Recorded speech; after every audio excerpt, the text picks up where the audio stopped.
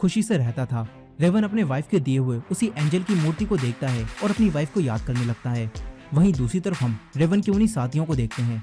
वो छुपकर दुश्मन के अड्डे पर हमला करने वाले थे, लेकिन वहीं एक रशियन स्नाइपर छुपा बैठा था और वो इन्हें देख लेता है।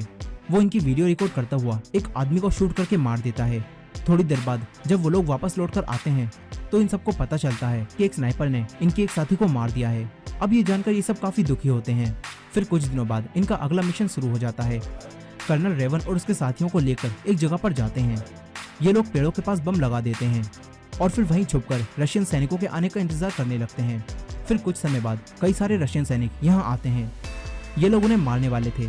तभी रेवन देखता है कि रशियन सैनिकों में उसका पुराना स्टूडेंट इवान भी है, लेकिन इवान अब दुश्मनों की साइड था। इसीलिए रेवन और उसके साथी सभी रशियन सैनिकों पर हमला करते हैं और बॉम्ब को विस्फोट करके उन्हें मार देते हैं, जिनके साथ साथ इवान भी मर जाता है। बाद में कर्नल रेवन से पूछते हैं कि ये इवान कौन है। रेवन उन्हें बताता है कि वो मेरा एक पुराना स्टूडेंट था। कर्नल रेवन से कहते हैं कि उसने अपना रास्ता खुद चुना और वो दुश्मनों में जा मिला, इसलिए उसके लिए दुखी मत होना। अब इसके बाद ये सब वापस बेस पर आ जाते हैं। यहीं कर्नल अपनी फैमिली की फोटो देखकर अपनी फैमिली को याद करने लगते हैं। रेवन पूछता है कि ये किसकी फोटो है। कर्नल उसे बताते हैं कि ये मेरी फैमिली की फोटो है। रेवन पूछता है कि क्या आपके बच्चों को पता है कि आप जंग में हो। इस पर कर्नल कहते हैं कि मैंने और मेरी वाइफ ने उनसे झूठ बोला है कि मैं बिजनेस ट्रिप पर गया हुआ हूँ, ताकि हमारे बच्चे आराम से सो सकें। कर्नल अब रेवन की उसी एंजल वाली मूर्ति को देखकर पूछते हैं कि क्या ये तुम्हारा ताबीज है। रेवन कहता है कि यही मेरी फैमिली है। अब अगले दिन ये सब अगले मिशन पर निकल जाते हैं। कर्नल रेवन के साथ छुपकर एक और जगह पर जाते हैं। यहाँ इन्हें 2 रशियन सैनिक दिखते हैं। कर्नल रेवन से उन पर नजर रखने के लिए कहते हैं। तभी रेवन देखता है कि उन दोनों सैनिकों में से एक आदमी वही है जिसने उसकी वाइफ को मारा था। रेवन बदला लेने के लिए ही एक सोल्जर बना था और अब रेवन उस आदमी को मारना चाहता था, लेकिन कर्नल उसे ऐसा करने से मना करते हैं। मगर रेवन कर्नल का ऑर्डर फॉलो नहीं करता और उस आदमी को शूट कर देता है। तभी रशियन स्नाइपर जो कि यहाँ छुपे बैठे थे, उन्हें इनकी लोकेशन पता चल जाती है और वही रशियन स्नाइपर जिसने पहले रेवन के एक साथी को मारा था, वो अब कर्नल को शूट करके मार देता है। रशियन सैनिक इन पर बमों से हमला करते हैं।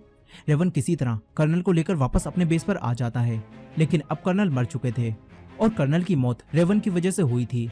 इसीलिए अब रेवन फैसला करता है कि जिस स्नाइपर ने कर्नल को मारा है, रेवन उसे मारकर ही दम लेगा। इसीलिए अब रेवन रशियन सैनिकों के कब्जा किए हुए एक और जगह पर पहुंच जाता है।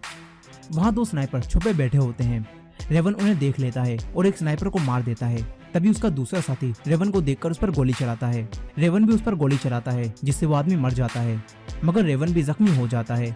अब रेवन एक खुफिया जगह पर आराम करने चला जाता है। तभी उसे एक कॉल आती है और उसका साथी उसे बताता है कि उस स्नाइपर के बारे में पता चल चुका है जिसने कर्नल को मारा था। रेवन अब तुरंत ही अपनी स्नाइपर लेकर बेस पर पहुंच जाता है। यहाँ इनके हेड इन्हें बताते हैं कि जिस रशियन स्नाइपर ने कर्नल को मारा था, वो हमारी हिम्मत तोड़ने के लिए हमारे स्नाइपर्स को मारकर उनकी वीडियो रिकॉर्ड करता है और उसे इंटरनेट पर अपलोड कर देता है। यहाँ जो हेड होते हैं वो सबको वही जगह दिखाते हैं जहाँ इस वक्त वो रशियन सैनिक छुपे हुए हैं। इसके बाद ये सब उन पर हमला कैसे करेंगे ये प्लान बनाते हैं और फिर सभी लोग छुपकर वहाँ पहुँच जाते हैं। ये लोग छुपे होते हैं। रेवन छुपकर इनके इलाके में घुस जाता है और यहाँ रेवन को उसी आदमी का साथी मिलता है जिसने उसकी वाइफ को मारा था और उसका घर जलाया था। रेवन उसे भी मार देता है। इसके बाद रेवन अपने साथियों को ये बताता है और फिर इनका एक साथी रशियन स्नाइपर्स को भटकाने के लिए एक जगह से छुपकर बंदूक चलाने लगता है और इसका फायदा उठाकर उसके सभी साथी बाहर खड़े हुए रशियन सोल्जर्स को मार देते हैं। वहीं थोड़ी देर बाद जब वो स्नाइपर देखता है कि उसका कोई भी साथी अब जवाब नहीं दे रहा है, तो वो बिल्डिंग की छत पर चेक करने जाता है।